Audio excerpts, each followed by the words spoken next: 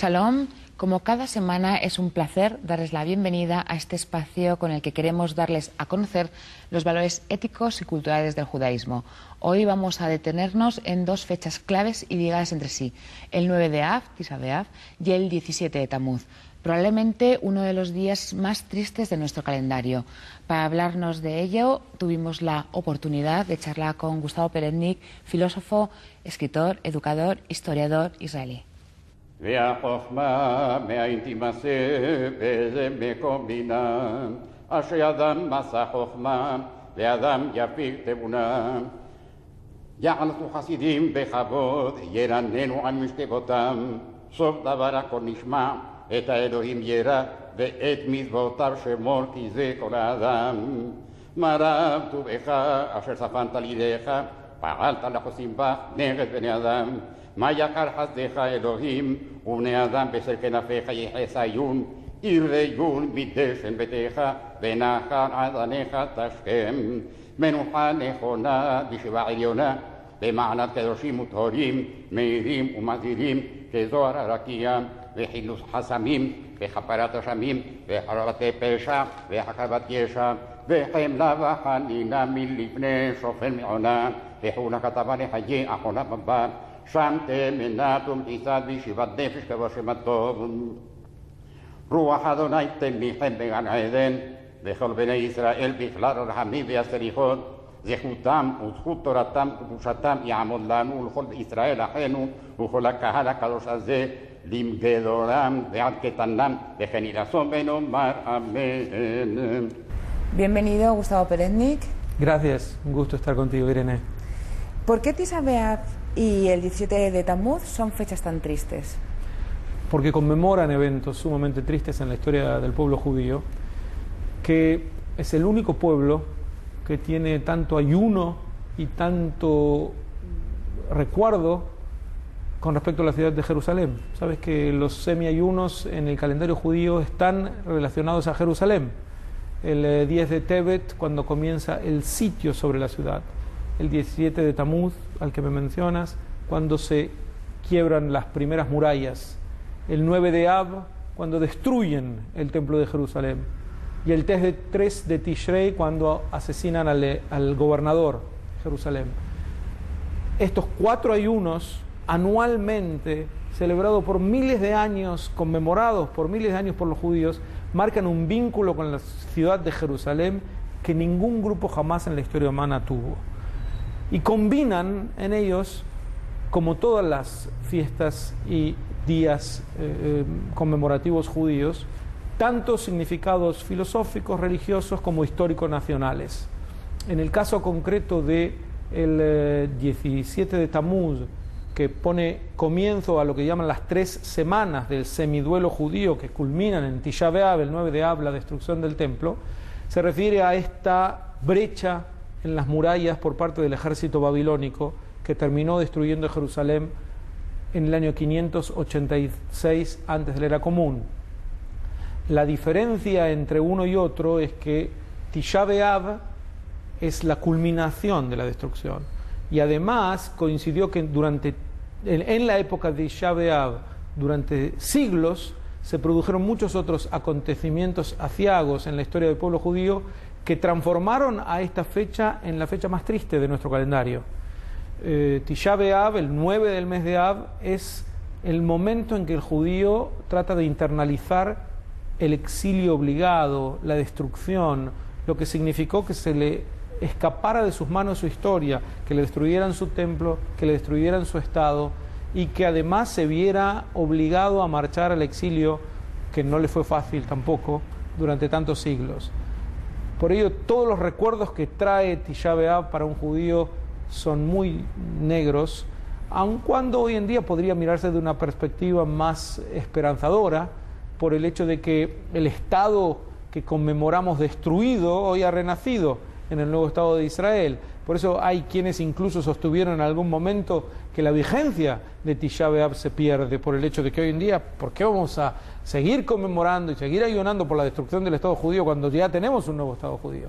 Pero es perder un poco la perspectiva histórica, porque Tisha B'Av habla de 2500 años de sufrimiento a partir de la pérdida de la soberanía judía en la tierra de Israel y la destrucción del templo, que marcó también una especie de espiritualización de la religión judía, porque una vez que no hay más templo físico, el templo es reemplazado por la sinagoga, la plegaria definitivamente reemplaza a los antiguos cultos del pueblo de Israel, y el judaísmo desde el punto de vista de su espiritualización va desarrollándose en otras direcciones. Así que la fecha de Tisha B'Av es una conmemoración muy nefasta para el pueblo judío porque combina a muchos eventos históricos que en todos los casos fueron negativos. ¿Hay alguna diferencia ritual entre el 17 de Tammuz y Tisha B'Av? El 17 de Tammuz es una especie de Tisha B'Av en miniatura. El ayuno del 17 de Tammuz también es un semi-ayuno. El de Tisha B'Av es un ayuno completo. Tisha B'Av es el momento en que vamos a la sinagoga, nos sentamos o en el suelo mismo de la sinagoga o en butacas bajas para mostrar parte del ayuno. Las luces están apagadas. Leemos en ese momento las endechas, Eijá, el libro de lamentaciones, atribuido en general al profeta Jeremías. Sí, Tisha B'Av tiene un impacto litúrgico y ritual mucho más poderoso que el resto de los ayunos, por eso se llaman ayunos menores los demás. Es de algún modo el nadir de esta expresión de la destrucción judía. ¿Existe un componente de castigo en estas fechas? En la tradición judía, la destrucción de ambos templos fue vista como una especie de resultado, en un caso de la idolatría para el primer templo y en el segundo caso del odio gratuito, el odio entre hermanos. Y esto nos acompaña como una moraleja a lo largo de la historia judía, que el odio entre hermanos, que el crear divergencias permanentes, que el crear peleas artificiales entre unos y otros, finalmente termina en destrucción. Y este es el mensaje ético que también trae Tisha B'Av, además de un mensaje eminentemente nacional, y es que nuestro dolor, las persecuciones de las que fuimos víctimas, se debieron finalmente a que perdimos nuestra propia soberanía, la posibilidad de hacer nuestra propia historia en nuestra propia tierra, como había ocurrido hasta la destrucción del templo. ¿Por qué el judaísmo otorga tanta importancia al recuerdo de los acontecimientos amargos? Yo no diría que otorga más importancia a ellos que importancia al recuerdo de los acontecimientos muy felices. En Pesaj celebramos la liberación, y en Yom Ha'atzmaut la independencia, y en Purim que nos hemos salvado.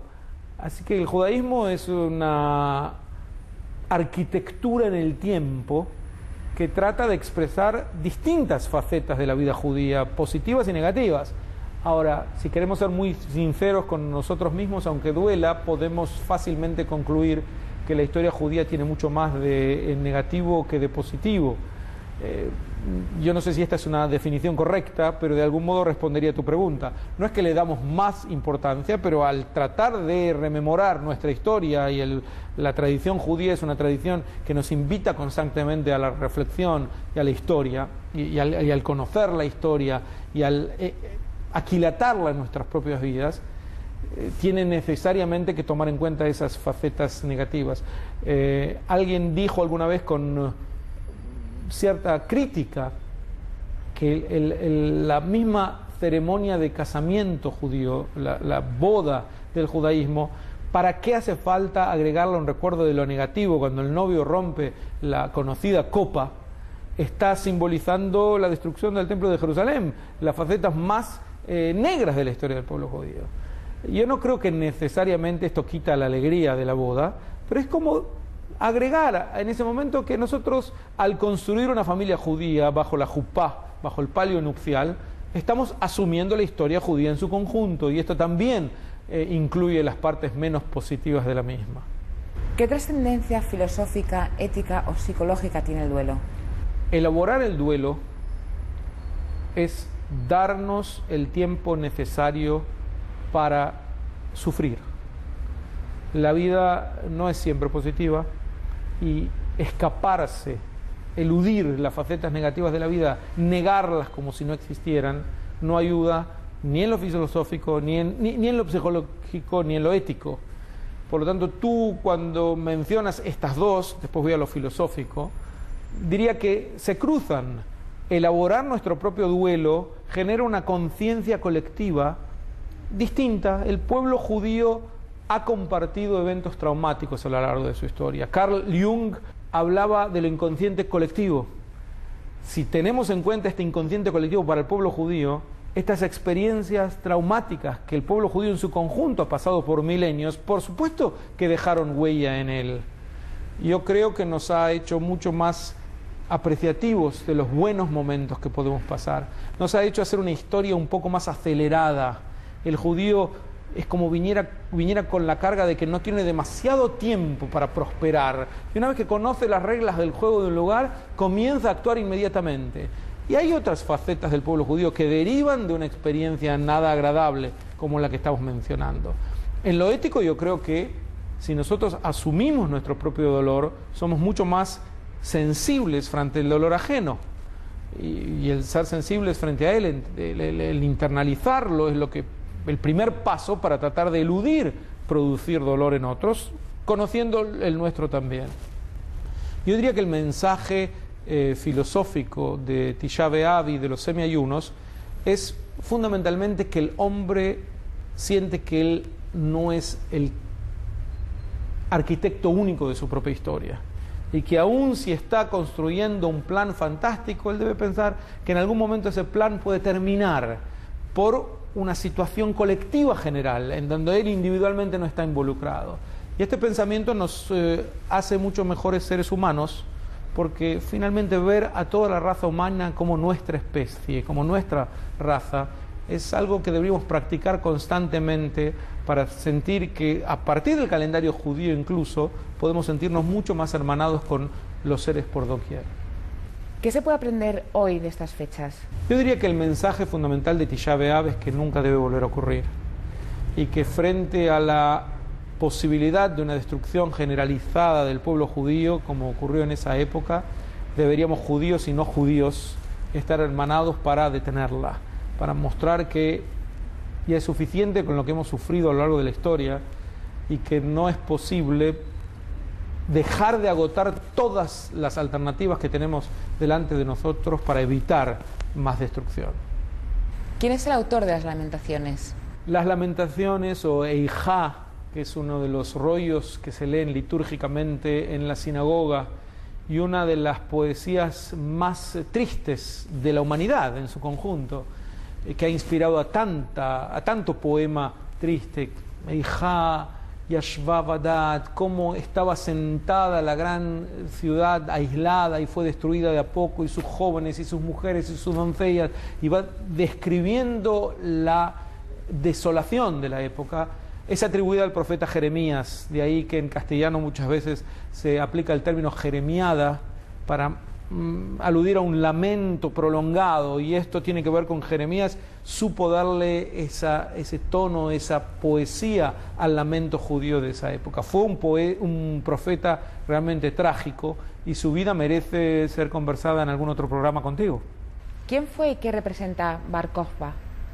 Bar Kokhba fue el líder de la rebelión general contra el Imperio Romano.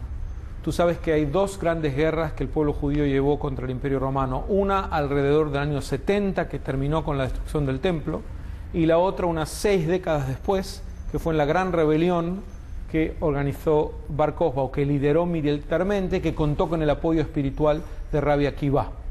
Esta segunda, la rebelión de Bar Kokhba, terminó con la destrucción más desoladora del pueblo judío.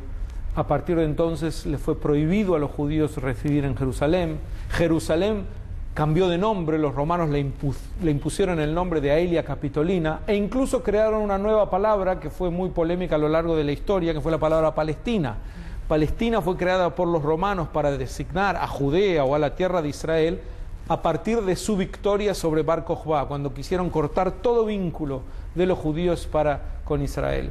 A tal punto que hay algunos historiadores israelíes de hoy que hablan con una medida muy crítica con respecto a Bar Kokhba, porque en vez de considerarlo un patriota judío que salió a defender a su pueblo frente al imperio dominante de la época, lo ven como una especie de irresponsable que se lanzó a una batalla que estaba perdida desde el comienzo.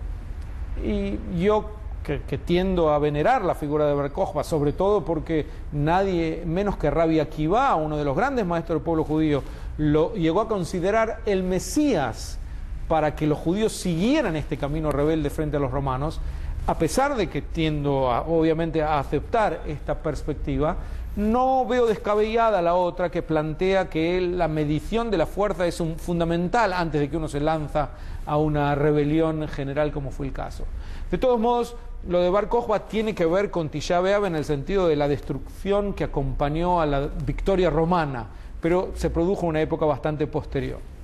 Muchísimas gracias, Gustavo Pereznik, un verdadero placer volver a tener en nuestro programa. Claro que sí. Gracias.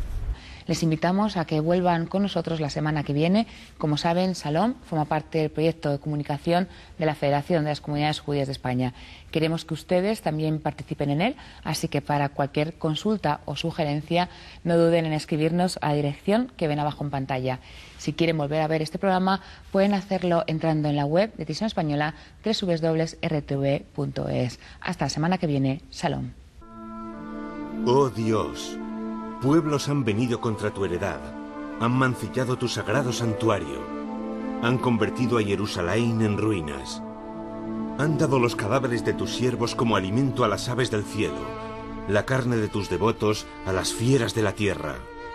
Han vertido tu sangre como agua en los alrededores de Jerusalén y no hay quien los sepulte. Nos hemos convertido en oprobio para nuestros vecinos, burla y mofa para quienes nos rodean. No recuerdes contra nosotros las iniquidades anteriores. Que tus misericordias pronto nos salgan al encuentro, pues hemos sido muy humillados. Ayúdanos, oh Dios de nuestra salvación, en aras de la honra de tu nombre, y líbranos y haz expiación por nuestras faltas por tu nombre, Señor nuestro. Y nosotros, tu pueblo y el rebaño de tu pastura, te agradeceremos para siempre. De generación en generación, relataremos tu alabanza.